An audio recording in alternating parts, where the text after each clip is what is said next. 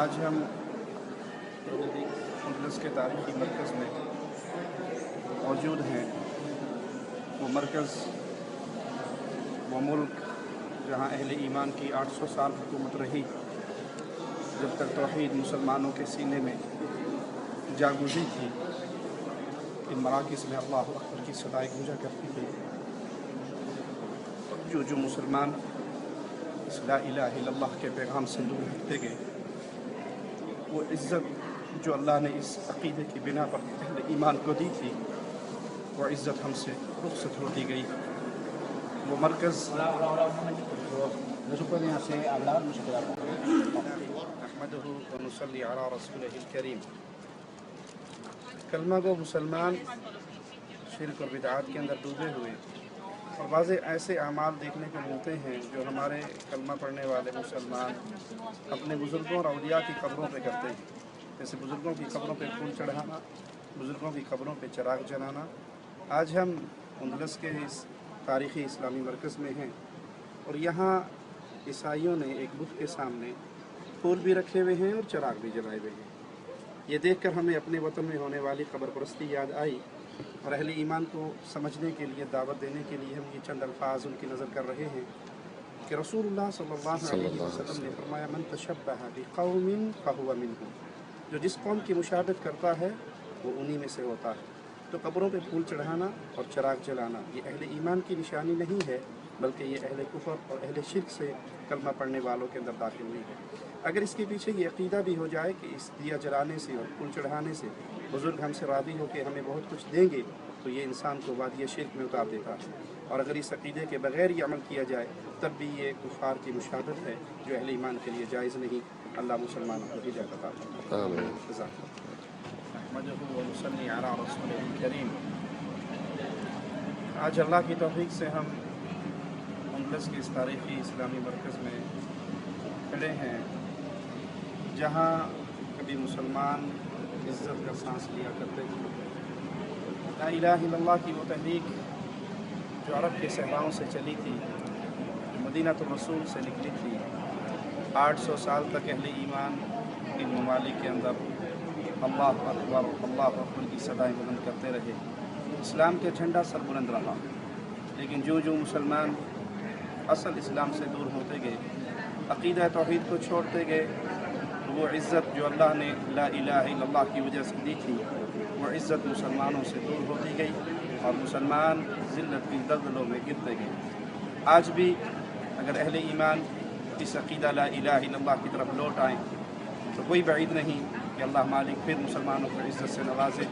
شرک ہر ذلت کی بنیاد ہے، لا الہ الا اللہ ہر عزت کا راستہ ہے۔ عزت ملتی ہے صرف اہل ایمان کو، اور ذلت ملتی ہے صرف اہل شرک کو۔ اللہ ہمیں ایمان والا بنائے اور اہل شرک سے بچائے۔ کریم اعوذ باللہ من الشیطان الرجیم، بسم اللہ الرحمن الرحیم، قل هو اللہ احد اللہ الصمد لم یلد ولم یولد ولم یکن لہ کفوا احد۔ آج ہم اللہ کے کرم سے ولنسیا شہر کے ساحل سمندر پر ہیں، اور یہاں عیسائیوں کی ایک بدعت دیکھ کر ہمیں اپنے ملک میں ہونے والی بدعات یاد آئی کہ یہاں کے جوڑے آتے ہیں ساحل سمندر پر، پیار و محبت کی باتیں کرتے ہیں اور تالا لگا کے اس کی چابی سمندر میں پھینک جاتے ہیں کہ اس طرح ہماری منت پوری ہو جائے گی۔ اور یہی مناظر ہمیں اہل شرک کے مزاروں پر نظر آتے ہیں کہ وہ قبرستان میں پیروں کی، فقیروں کی، بابوں کی قبروں پر آ کر اس کی جالیوں سے تالے لگا کر، دھاگے باندھ کر یہ تمنائیں کرتے ہیں کہ پیر اور بزرگ ہماری یہ مرادیں، منتیں پوری کرے گا۔ تو اہل شرک کی بنیاد ایک ہی ہوتی ہے، وہ پچھلے دور کے مشرک ہوں یا آج کے دور کے مشرک، مرادیں پوری کرنے والا تنہا اللہ ہے۔ کسی جگہ پر تالے لگانا، کسی قبر پہ دھاگے باندھنا، یہ قرآن و حدیث سے ثابت نہیں ہے، اور یہ اعمال بدعات ہیں، اور بدعات انسان کو ہلاکت کی طرف لے جاتی ہے۔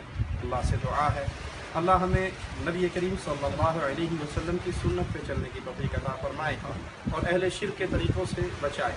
اہل شرک اس دور کے ہوں یا سابقہ ادوار کے، ان کے درمیان بہت سارے معاملات ایسے ہیں جو مشترکہ نظر آتے ہیں، اور ان تالوں کو دیکھ کر ہمیں اہل شرک کے درمیان اتحاد و اتفاق کی فضا پھر نظر آئی۔ اللہ اہل توحید کو سمجھنے اور اس پہ عمل کرنے اور اس کا پیغام نشر کرنے کی توفیق عطا فرمائے۔ السلام ورحمۃ اللہ وبرکاتہ۔ وعلیکم السلام ورحمۃ اللہ وبرکاتہ. السلام علیکم ورحمۃ اللہ. وعلیکم السلام ورحمۃ اللہ وبرکاتہ.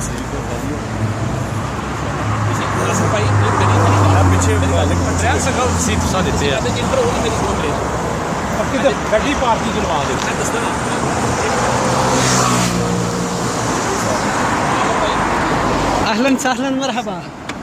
پہلے تو مرحبا تھوڑے موبائل نے کیا, ہوں تسی کہہ رہے ہو. یہ تو ضروری ہے نا.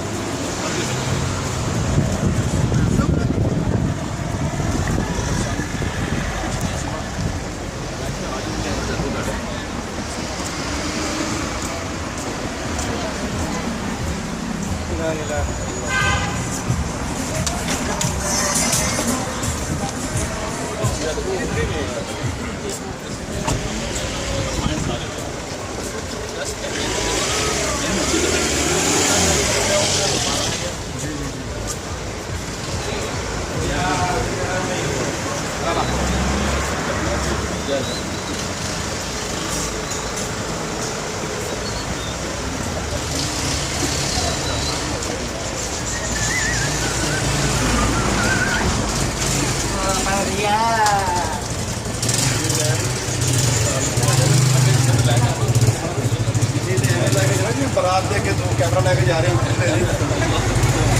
بس. شیخ صاحب, یہ ساڈی تہاڈے نال محبت ہے.